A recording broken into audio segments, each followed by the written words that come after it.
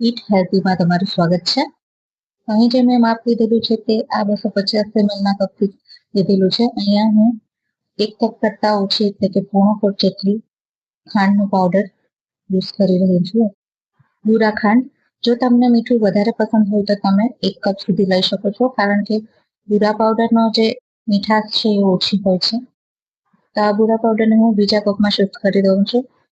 તો અહીંયા મેં 2 ટુકડા કરેલા કાજુ લીધા છે 1 ટેબલસ્પૂન જેટલા, અને એલચી લીધેલી છે 1 ટીસ્પૂન જેટલી, અને કાજુના પીસ કરીને લીધા છે એ પણ 1 ટેબલસ્પૂન જેટલા છે.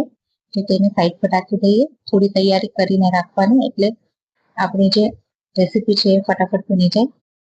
તો અહીં મેં એક તપેલામાં 3 કપ જેટલું પાણી લીધેલું છે આ માપથી, અને તેને આપણે ગરમ કરવા રાખી દેવાનું છે. તમે ઈચ્છો તો દૂધ પણ લઈ શકો છો. તો આ જ કપથી મેં 1 કપ ભરીને સોજી લઈ લીધી છે. આ બારીક સોજી છે, જાડી નથી. તમારી પાસે જે પણ અવેલેબલ હોય એ સોજી તમે લઈ શકો છો.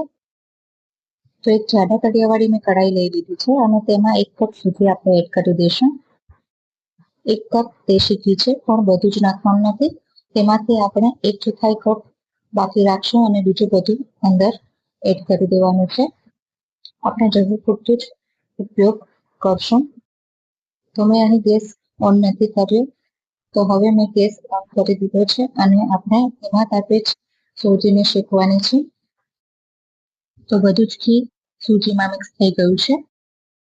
તો અહીંયા તમે જોઈ શકો છો કે અત્યારે ઘી થોડું ઓછું લાગી રહ્યું છે, પણ જેમ જેમ સોજી શેકાશે તેમ તેમ ઘી ઉપર આવતું જશે અને શીરો જે છે એ હલકો થતો જશે. તો જ્યારે પણ શીરો બનાવો ત્યારે એક વાતનું ખાસ ધ્યાન રાખવાનું, સૂજીને શેકવામાં ઉતાવળ ના કરવી, તેને ધીમા તાપે શેકવી, અને સૂજીનો જે રંગ છે એ આછો ગુલાબી રાખવાનો છે, વધારે એને શેકવાનો નથી.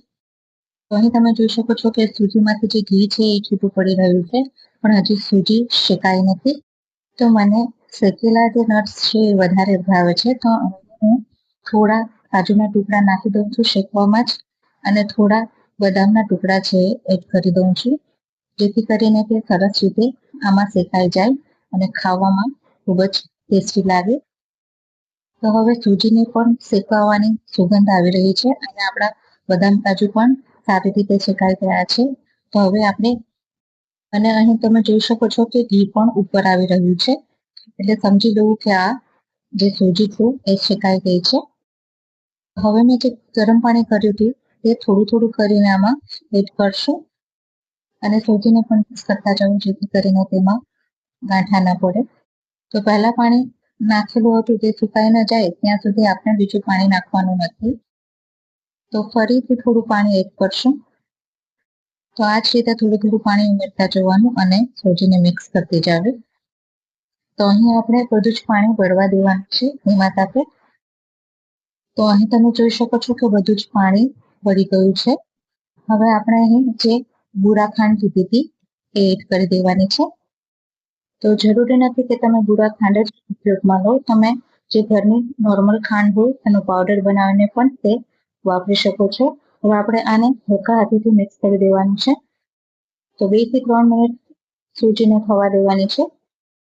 3 મિનિટ થઈ ગઈ છે. હવે અહીં એલચીનો પાવડર એડ કરી દઈશું, અને એલચીને સારી રીતે સૂજીમાં મિક્સ કરી દઈએ. તો તમે જોઈ શકો છો કે અહીં આપણો સૂજીનો શીરો, પ્રસાદનો શીરો બનીને તૈયાર છે. ખૂબ જ ટેસ્ટી લાગે છે, અને આને બનાવવામાં કંઈ વાર પણ નથી લાગતી. ફટાફટ એ 20 થી 25 મિનિટમાં બની જાય છે. અને પાણી ફક્ત મેં 1/2 કપ જ નાખ્યું હતું, અડધો કપ બચી ગયું હતું. તો કેવી લાગી આ રેસીપી? જો તમને મારી ઈટ હેલ્ધીની રેસીપી પસંદ આવતી હોય તો મારી ચેનલ લાઈક કરજો, શેર કરજો, કમેન્ટ કરજો, હાઈપ કરજો, અને સબસ્ક્રાઇબ કરવાનું ન ભૂલતા. તો મારો વિડીયો જોવા માટે તમારો ખૂબ ખૂબ આભાર.